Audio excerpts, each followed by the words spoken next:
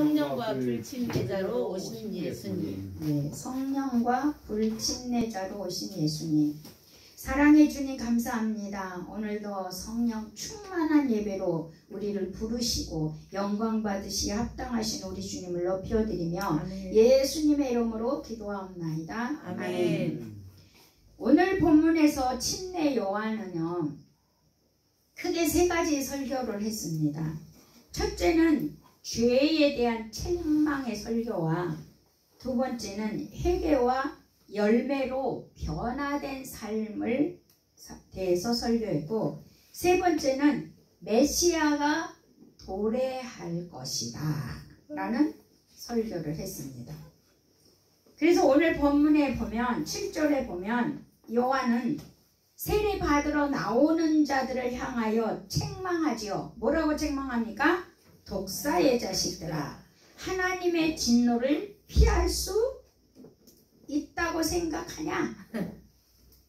요한은 왜 세례 받으러 나오는 자들에게 독사의 자식이라고 책망을 하고 있을까요? 이스라엘 백성들은요, 어떤 존재입니까? 이스라엘 백성들은 어떻게 존재하는 자들입니까? 이스라엘 백성들은 자기들이 어떤 존재인지, 어떻게 내가 존재하였는지 잊어버린 자들이거든요. 그래서 이스라엘 사람들은 스스로 독을 품는 자들이었습니다. 그리고 그 독을 사람들에게 뿜어내는 자들이었습니다.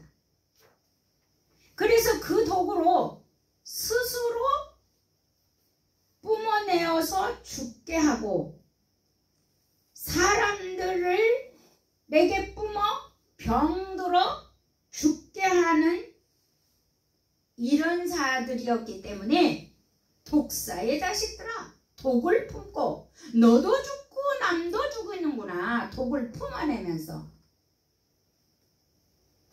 그래서 이런 일을 하는 너희는 진노를 피할 수가 없다.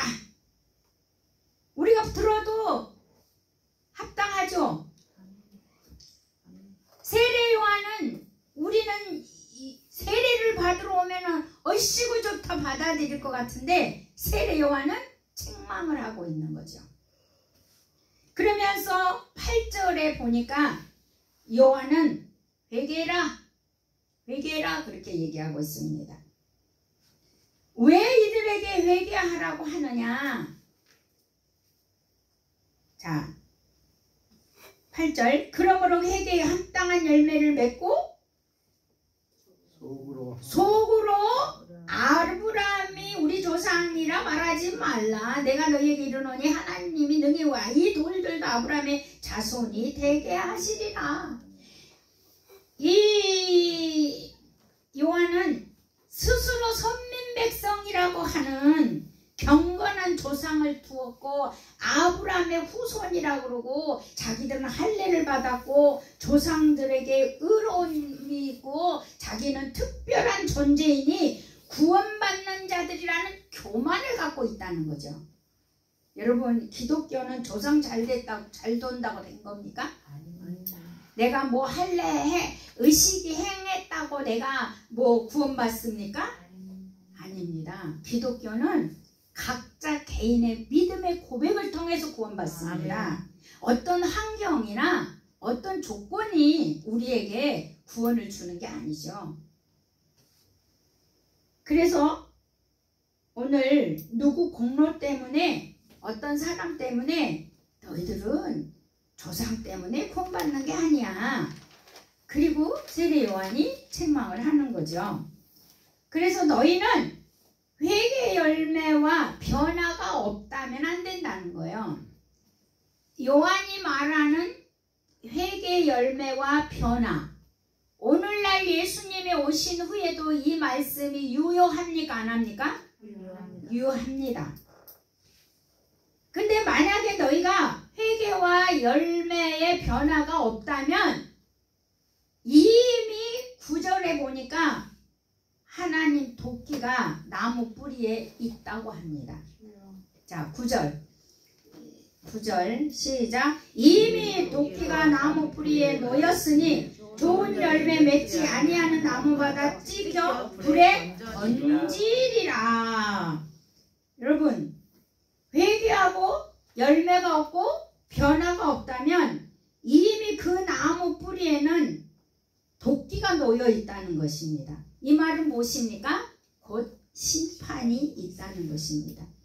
그래서 하나님께서는 나무를 자르는 거룩한 나무꾼이 되실 것입니다.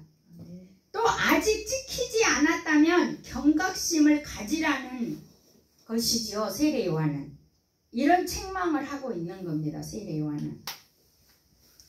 그래서 저는 여기서 몇 가지를 어떤 책에서 보면서 적어봤어요.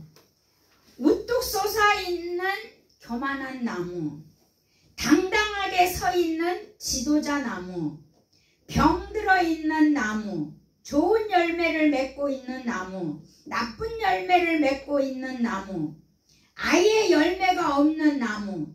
나는 어떤 나무일까요? 나는 어떤 나무일까요? 하나님은 어떤 나무를 찍어낼까요? 교만한 나무. 그쵸? 병들 있는 나무, 나쁜 열매 있는 나무, 맺고 있는 나무, 열매가 없는 나무. 우리는 좋은 나무고 좋은 열매를 맺는 새로운 피조물들입니다. 아멘. 예. 그래서 좋은 열매를 맺지 못하는 나무는 모두 찍어 불에 던지게 될 것이라고 히브리서 6장 8절에 말씀하고 있습니다. 자, 그러면 오늘 10절에서 11절을 또 가서 보면, 그러니까 이제 찍어버릴 거다. 도끼가 이면 나무에 있다, 뿌리에. 이렇게 하니까 무리가 물어봅니다. 세례 요한한테. 우리는 그러면 무엇을 해야 합니까? 이제 여러분, 도끼가 나무에 이미 있다고 하니까 그러면 우리는 안 지키려면 어떻게 해야 되냐 이거죠. 안 지키려면 어떻게 해야 됩니까? 그리고 세례 요한한테 묻습니다. 10절 11절 시작. 무리가 물어 이르되 그러면 우리가 무엇을 하리까? 대답하여 이르되 오투벌이 있는 자는 옷 없는 자에게 나누어 줄 것이요 먹을 것이 있는 자도 그렇게 할 것이니라 하고. 아멘. 궁핍한 자와 나누라. 궁핍한 자하고 뭐 하라고요? 나누라. 서로 사랑하고 돌보라. 의식주 기본적인 필수품을 나누라는 것입니다. 자, 내가 가진 것을 주는 것은 쉽습니다. 그러니까 우리가 내가 가진 것을 주라는 것이거든요. 내가 가진 것은 줄 수 있어요. 근데 내가 얻어서 준 것도 줄 수 있어요. 자, 얻어서 준 것도 줄 수 있고 내가 가진 것 있으니까 줄 수 있어요. 근데 내가 사서 줄 수 있는 거 있습니까? 네. 새로운 피조물은요, 내가 있어서 주고 얻어서 주는 게 아니고 사서도 줄 수 있어요. 아멘. 예. 근데 사서 나는 먹어도 사서 줄 수가 없어. 그러면 새로운 피조물이 아니죠. 왜냐하면 요한은 오늘 여기에서 회개의 증거는 삶의 실제가 있는 거다는 얘기를 하거든요. 아멘. 요한의 설교는 이미 예수님이 오신 이후의 말씀처럼 회개의 삶은 열매가 있어야 되고 삶의 실제가 있어야 한다. 아멘. 이 얘기를 하고 있습니다. 아멘. 그러니까 세례 요한 대단한 거죠. 아멘. 세례 요한은 구약의 맨 마지막 표거든요. 아멘. 율법이 세례 요한에서 끝나거든요. 아멘. 그러니까 구약의 마침표가 말라기가 아니에요. 세례 요한이에요. 아멘. 구약의 끝이. 아멘. 근데 이 세례 요한이 우리 새로운 피조물의 말씀을 얘기하고 있다니까요. 놀랍잖아요. 회개해야 된다. 회개의 열매는 삶의 실제가 있어야 된다. 이 얘기를 하고 있는 거예요. 놀랍잖아요. 네. 자, 그러면 12절 13절에 세리도 물어봅니다.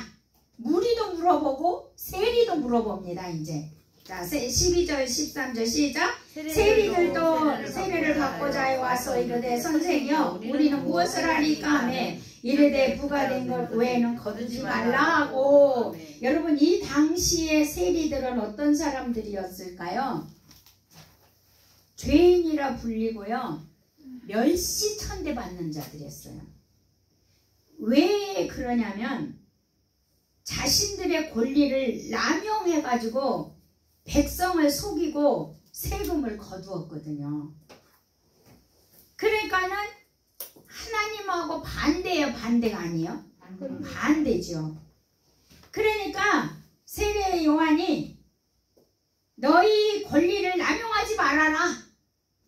백성들을 속이지 말아라. 속이는 거를 그만둬라. 그리고 사랑하고 돌봐라. 누구한테 이렇게 얘기하고 있어요? 세리, 죄인들에게도.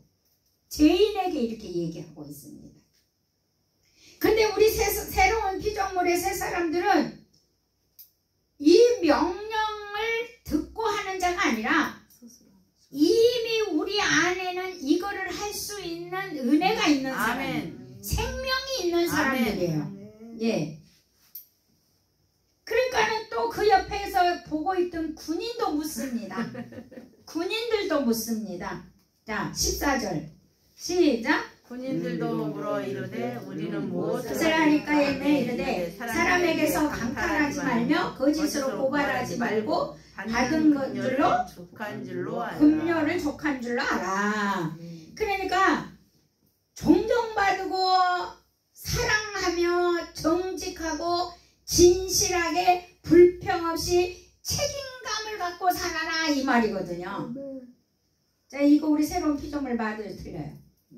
존경받고 사랑하며 정직하고 진실하게 불평 없이 책임감 있게 사는 것이 새로운 피조물이잖아요. 이게 지금 세례 요한이 그걸 얘기하고 있는 거예요. 사람들에게 뭐 하지 말아라? 강포하지 마라. 여러분 강포는요 뭐냐면요 공포감을 주며 두렵게 하면서요 호통을 치는 거예요. 그리고 그 당시에 로마 병정들은요 불법적인 일이 일상적이었어요. 왜냐하면 거짓을 고소하고 당시 주민들을 군인들에 의해서요 막 억압과 강포를 통해서 돈을 거둬왔어요. 그러니까 오늘 거짓 고소를 하지 말라는 거예요. 무고한 백성들을 거짓 고소를 해가지고요 엄청 괴롭혔거든요. 그러니까 네 월급 네 급료로 만족해야지 왜 불법으로 빼앗냐. 자족해라. 이게 세례 요한의 말이에요. 맞잖아요. 네.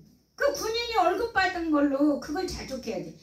우리나라도 처음에 무지 군인 최고의 그 불법이 성하는 곳이 군대였다 그러잖아.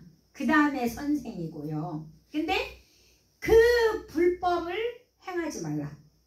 그래서 박정희 대통령이 군인이 출세하려면 뭘 규정해 놨는지 아세요? 일부일처제. 박정희 대통령이 규정을 일부일처제로 규정을 했어요. 그래서 여자 문제가 걸리거나 뭐 2집 살림하면 절대 진급이 안 됐어요. 그러니까 박정희 대통령이 일부일처제를 진짜 잘한 것 같아요. 그러니까 잘한 일을 죽어서도 이렇게 칭찬을 받아. 아멘. 그거 하나는 정말 잘했어요. 그거 하나는. 자, 그래서 자족해라. 네 월급으로 만족하고 불법으로 빼앗지 말라. 이렇게 얘기하고 있지요. 그 다음에 15절에서 17절을 또 보십시다. 시작. 백성들이 바라고 기다림으로 모든 사람들이 요청을 하고 요한이 모든 사람에게 대답하이르되 나는 물론 너희에게 세례를 베풀거니와 나보다 능력이 많으시니가 오시나니 나는 그의 신발끈을 풀기도 감당하지 못하겠노라. 그는 성령과 불로 너희에게 세례를 베푸실 것이요 손에 키를 들고 자기의 타작마당을 정하게 하사 알곡은 모아 곡간에 드리고 쭉정이는 꺼지지 않는 불에 태우리라. 아멘. 자, 요한은 여기서 세 가지를 말을 해요. 자, 이 메시아가 도래한다, 온다. 그 그리고 그분이 오시면 성령과 불로 세례를 줄 것이고 그분은 쭉정이야 알곡을 가를 것이다. 이렇게 이제 세 가지를 또 말씀을 하죠. 여기서 예수님의 도래, 메시아의 도래를. 자, 그럼 메시아가 왜 이 설교를 하게 되냐면 사람들이 요한을 메시아인가라고 궁금해하고 있었거든요. 요한이 하도 능력 있고 요한이 설교도 잘하고 죄를 책망하고 회개하라고 하니까 아 이게 메시아인가? 그렇게 했어요. 그러니까 요한이 사람들의 생각을 알고 요한이 나보다 더 귀한 분이 오신다. 더 능력이 많으신 분이 오신다. 이렇게 얘기를 하는 거예요. 16절에 보시면 그러잖아요. 네? 나보다 능력이 많으신 분. 아멘. 아멘. 그분의 신발끈도 내가 풀기에 감당 못할 분. 그런 분이 오신다. 아멘. 나는 그분 앞에 아무것도 아닌 존재다. 아멘. 이렇게 세례 요한은 말하고 있습니다. 아멘. 여러분 왜 이 세례 요한이 나는 그분의 신발끈도 풀기도 감당 못하는 분이다 라고 하는 이유가 비유를 들었냐면요, 그 당시 시대는 노예가 손님이 집에 오면 그 손님의 신발끈을 풀어서 발을 씻겨줬어요. 그러니까 나는 하도 그분이 높은 분이어서 노예는 손님이 오면 신발끈이라도 풀지 자격이 있는데 나는 그분의 신발끈도 풀 자격이 없는 사람이라는 거야. 그러니까 엄청나게 뭐하고 있는 거죠?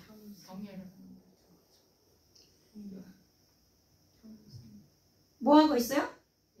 존중해 주는 거고 높여서 자기를 낮추는 거잖아요. 그러니까 내가 감히 우러러 볼 수 없는 그분이라는 거예요. 손도 댈 수 없는 그분이라는 거예요. 세례 요한은 그 예수님을 무지무지하게 높이고 있는 거야. 아멘. 우리 이러는 거 본받아야 돼요. 아멘. 우리 주님을 이렇게 높여드리지. 아멘. 우리가. 예. 자, 그래서 겸손을 나타내겠고, 그래서 그 메시아는 세례와 심판권을 가지고 있다는 거죠. 그래서 먼저 17절을 보면 심판을 한번 봅시다. 먼저 심판. 심판을 보니까 손에 키를 들고 타작마당, 자기 타작마당. 여러분 타작이 뭔지 아십니까? 가을에 농사를 지어서 벼, 콩 이런 거를 타작한다고 그러잖아요. 알곡을 골라내는 거 타작한다고 그러잖아요. 근데 이 타작, 손에 키를 들고 타작, 알곡을 추려내겠다는 거예요. 아멘. 쭉정이를 갈라내신다는 거예요. 아멘. 근데 쭉정이가 알곡인 척하고 타작마당에 있다는 거예요. 근데 그분이 오시면 가려낸다. 사정없이 갈라지게 한다는 거예요. 아멘. 아멘. 그게 사무엘하 24장 16절에 보면 다윗이 회개할 때 그 회개의 열매로 아라우나 타작마당에서 회개의 제사를 드립니다. 아멘. 그 얘기를 세례 요한은 비유를 드는 거죠. 아멘. 그러니까 회개에는 열매가 있어야 된다는 거예요. 아멘. 그 열매는 변화의 삶이다. 변화의 실제의 삶이 있어야 된다. 아멘. 실제가 있어야 된다. 아멘. 말만 해서는 안 된다는 거예요. 네. 그리고 다시 이제 성령과 불세례 16절로 다시 가볼게요. 메시아의 세례, 예수님의 세례, 요한의 세례를 봅시다. 자, 세례라는 단어는 헬라어로 밥티제인이라는 단어인데 이 세례는요, 잠긴다, 담근다, 가라앉게 한다는 뜻이 들어있어요. 세례는 잠긴다, 그러니까 침례라고 하는 거죠. 우리가 침례. 그러니까 더 어울리는 거는 침례가 더 어울려요. 아멘. 근데 성경은 세례로 지금 나와 있기 때문에 제가 말씀드리는데, 잠긴다 이게 침례잖아. 아멘. 그리고 아멘. 담근다, 가라앉힌다, 이것이 침례거든요.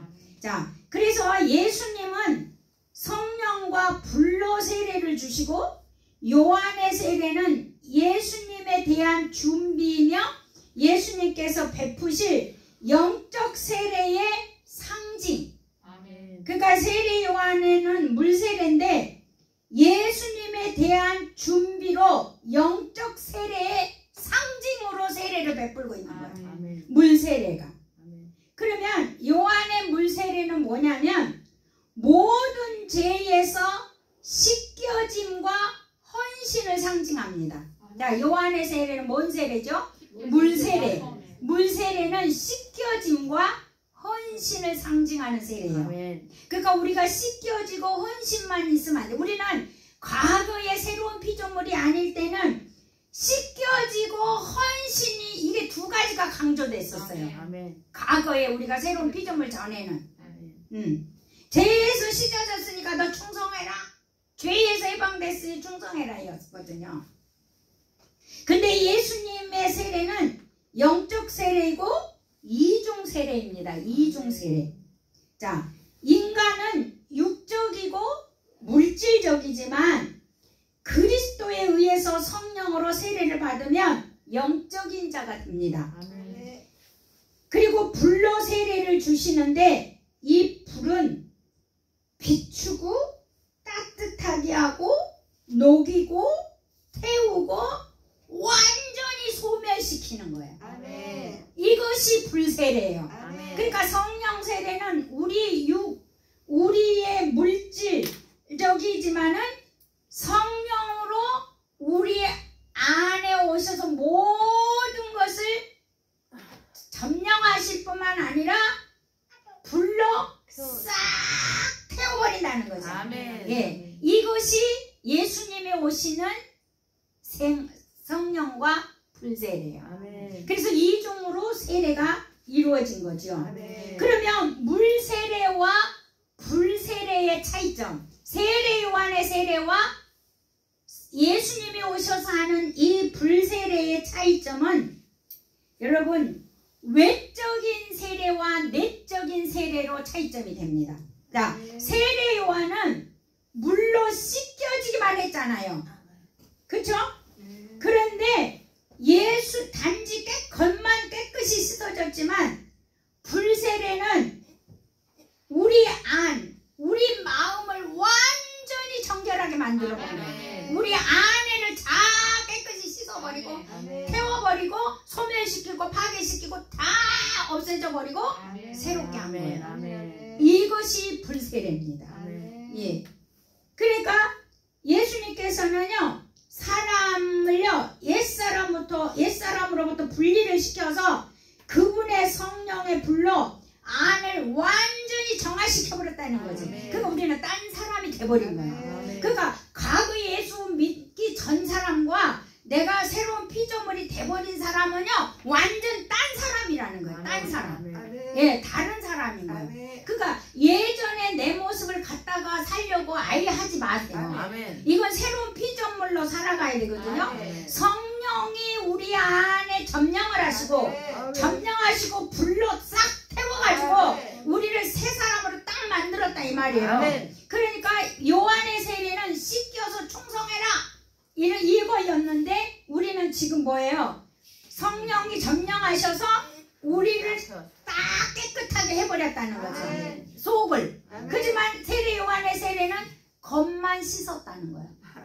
겉만 씻어. 물은 겉만 씻죠. 아멘. 근데 성령을 점령해서 불로 태워버렸어요. 이중 아멘. 세례가. 아멘. 아멘. 그러니까 여러분이 죄사함 받았으니까 충성해야지. 이거는 세례 요한의 세례로 살고 있는 거예요. 그런데 우리는 성령이 내게 임했고 불로 나를 모든 걸 태우고 나는 비추고 따뜻하고 뭐죠? 거룩하고 정결하고 모든 새 사람 옛 것으로 분리가 돼버린 아멘. 완전 새 사람이라는 아멘. 그 의식을 갖고 여러분 세상을 승리하고 전진하고 열매 맺고 하나님을 기쁘게 하는 열매가 있는 나무가 되기를 예수 이름으로 축복합니다. 아멘. 이 말씀을 생각하면서 우리 한번